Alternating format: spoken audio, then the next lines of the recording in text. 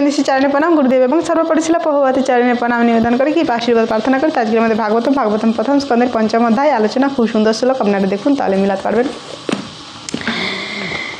ইদামি পুংসাম তপসা শ্রুতস্য বা বিশিষ্ট সুক্তস্য শিক্ষা বুদ্ধিদত্তয় অবিচ্যুতার্থ কবিনিরূপিত যতোত্তম শ্লোক গুণার্ণ বর্ণনম।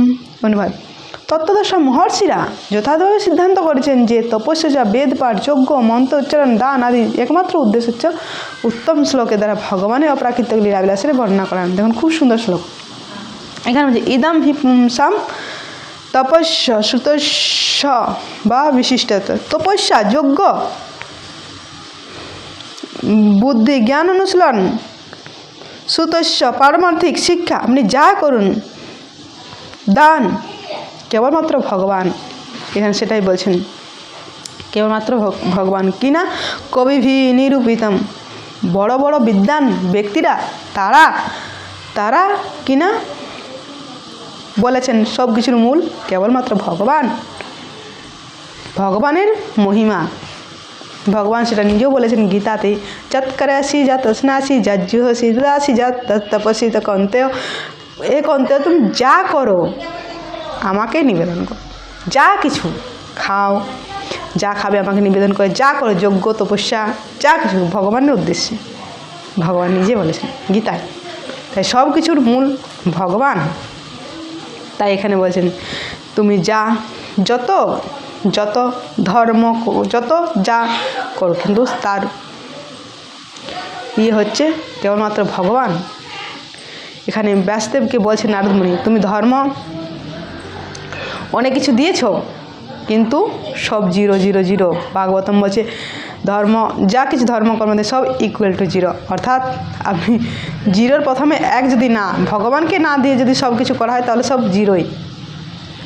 তো 0 আগে যদি 1 বসা হয় তাহলে কিন্তু সংখ্যা বেড়ে যাবে। একটা 0 যদি আপনি আগে 1 বসান 10 হয়ে যাবে, আবার তারপরে 0 দেন, বেড়ে যাবে সংখ্যা। আর যদি ভগবান প্রথমে 1 যদি না থাকে, আপনি যতই 0 বসান, ধর্ম এই করুন ওই করুন সে করুন, ভগবানের কোনো সঙ্গে যদি কোনো সম্পর্ক না থাকে সমস্ত কিছু 0ই হবে। 0 0 0 0 বসিয়ে যান, ইকুয়াল টু 0ই থাকবে। আর যদি 0 0 থাকে, যদি আগে 1 বসিয়ে দেন তাহলে কিন্তু সংখ্যা বাড়তে থাকবে। 1 এরপরে শূন্য বসালে 10 হবে, তারপরে শূন্য বসালে 100 হবে, তারপরে শূন্য বসালে 1000 হবে। 1 যদি ভগবানকে রাখেন তাহলে সব কিছু আপনার সংখ্যাটা বাড়বে। তাই ভগবান সব কিছুর, তো সেটাই, তার জন্যেই এটা সাধারণ মানুষ ধরতে পারবেন। তাই ভাগবতম প্রথমেই ধর্মপর্য কৈবত্র জাস্ট শ্লোকটা প্রথমেই সব কিছু আমাদের এখন বাতিল করে কেবলমাত্র পরম ধর্ম ভাগবতম শিক্ষা দিচ্ছেন। সাধারণ লোকের সাথে মিলবে না, তারা তো মনে করবে অন্যরকম, যে কি না ভাগবতম যেটা দিচ্ছেন সেটাই তো সাধারণ লোকের সঙ্গে মিলবে না, তাদের এই ধর্ম ওই ধর্ম না, কেবলমাত্র তার জন্য ভাগবতম পরম ধর্ম। তো সেই শিক্ষা দিচ্ছেন। তো ভাগবতম লিখো, ভগবানের মহিমা ভরিয়ে দাও। তো নারদমুনি তিনি বলবেন যে আমি কি আগের জীবনে কি ছিলাম সেটা শুনবে, একটু শোনাই।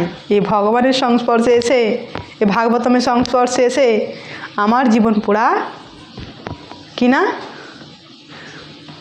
হয়ে গেছে। আমি কি ছিলাম, আমার কি বলবো, আমি এক দাসীর পুত্র, আমার পরিচয় ছিল না কিছু, তা আজ আমি ভগবানের তো সেটা আমরা কাল শুনবো।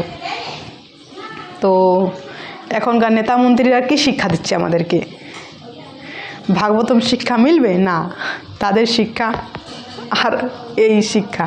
তাই সব কিছু সব কিছু বাদ দিয়ে কেবলমাত্র পরম ধর্ম ভাগবতম ধর্ম গ্রহণ করুন।